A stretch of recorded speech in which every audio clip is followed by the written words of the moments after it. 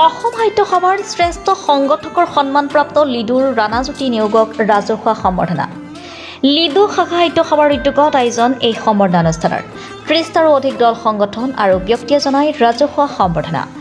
অসমৰ সৰ্ববৃহৎ জাতীয় অনুষ্ঠান অসম সাহিত্য সভাই সদ্য সমাপ্ত পাঠশালা অধিৱেশনত শ্ৰেষ্ঠ সংগঠকৰ সন্মান প্ৰদান কৰে লিডু শাখা সাহিত্য সভাৰ বৰ্তমানৰ উপসভাপতি তথা সাংবাদিক ৰাণাজ্যোতি নেওগক।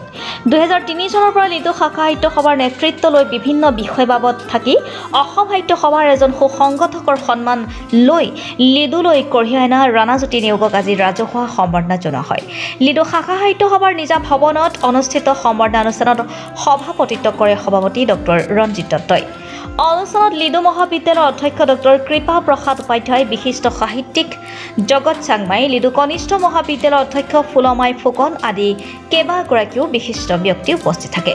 লিডু শাখা সাহিত্য সভাৰ সাধাৰণ সম্পাদক দীপক চেতিয়াই আগধৰা অনুষ্ঠানৰ আৰম্ভণিতে সাহিত্য কাণ্ডাৰী পদ্মনাথ গোহাঁই বৰুৱাৰ প্ৰতিকৃতিৰ সন্মুখত বন্তি প্ৰজ্বলন কৰে ৰাণাজ্যোতি নেওগে। অনুষ্ঠানত লিডু শাখা সাহিত্য সভা, মাৰ্ঘেৰিটাৰ সাংবাদিক সংস্থা, লিডু কলেজ, সদৌ অসম ভোজপুৰী পৰিষদ আদি মাৰ্ঘেৰিটা সমজিলাৰ ৩০টাৰো অধিক সংগঠনৰ ব্যক্তিয়ে শ্ৰেষ্ঠ সংগঠকৰ স্বীকৃতিপ্ৰাপ্ত ৰাণাজ্যোতি নেওগক ৰাজহুৱাভাৱে সম্বৰ্ধনা জনায়।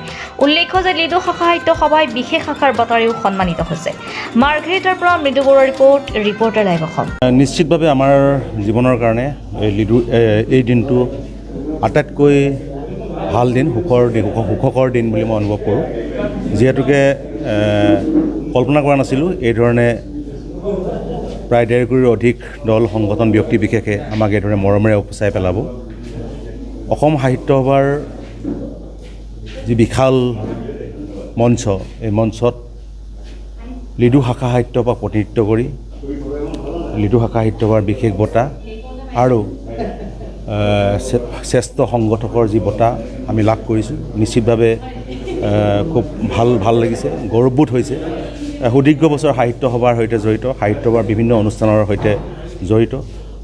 অসম সাহিত্য সভাৰ কেইবাটাও কেন্দ্ৰীয় কাৰ্যসূচী আমি সফলতাৰে উদযাপন কৰিছোঁ। অসম সাহিত্য সভাৰ প্ৰতিগৰাকী সভ্যই এই কথা অৱগত।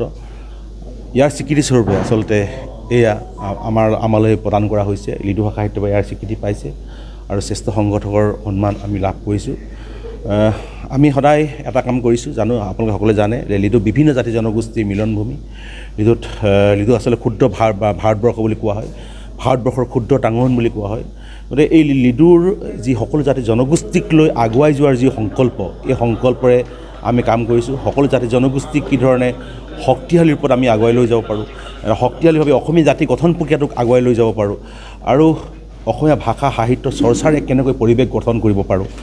আৰু যিটো আমাৰ মাজত সদায় এটা প্ৰশ্ন থাকে যে অসমীয়া কোন, এই যিটো আমাৰ মাজত সদায় এটা প্ৰশ্ন থাকে, এই প্ৰশ্নটোৰ উত্তৰ আমি দিবলৈ হ'লে আমি সকলো জাতি জনগোষ্ঠীক লৈ অসমীয়া জাতি গঠন প্ৰক্ৰিয়াটোক আগুৱাই লৈ যাব লাগিব।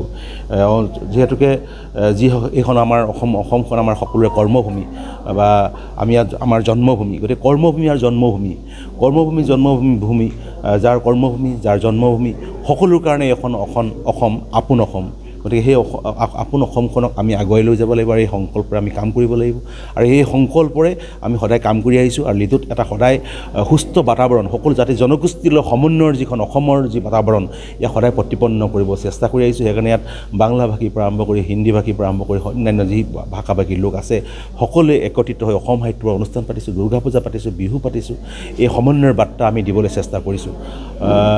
আজি আচলতে এইধৰণে আমি সম্বৰ্ধিত হৈ সঁচাকৈ অভিভূত হৈছোঁ। অসম সাহিত্যৰ বিশাল মঞ্চত সম্বৰ্ধনা পাই আহি আজি আচলতে এইধৰণে গোটেই মাৰ্ঘেৰিটা সমজিলাৰ বিভিন্ন দল সংগঠনৰ এইধৰণে মৰম পাই সঁচাই অভিভূত হৈছোঁ। এটা কথাই কওঁ যে যি আমাৰ লক্ষ্য উদ্দেশ্যৰে আমি এই সমাজ জীৱনত কাম কৰি আহিছোঁ, সেয়াই লক্ষ্য উদ্দেশ্যৰে আমি আগুৱাই যাম।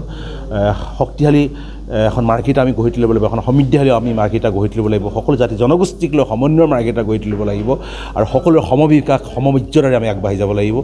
ভাষা সাহিত্যৰ চৰ্চাৰ পৰিৱেশ কৰিব লাগিব, নতুন প্ৰজন্মক এক সুস্থ বাতাবৰণ দিব লাগিব। এই বাতাবৰণ দিবৰ কাৰণে আমি বদ্ধপৰিকৰ, আমি সদায় এই চেষ্টা অব্যাহত ৰাখিম আৰু চেষ্টা সদায় কৰি যাম। ধন্যবাদ।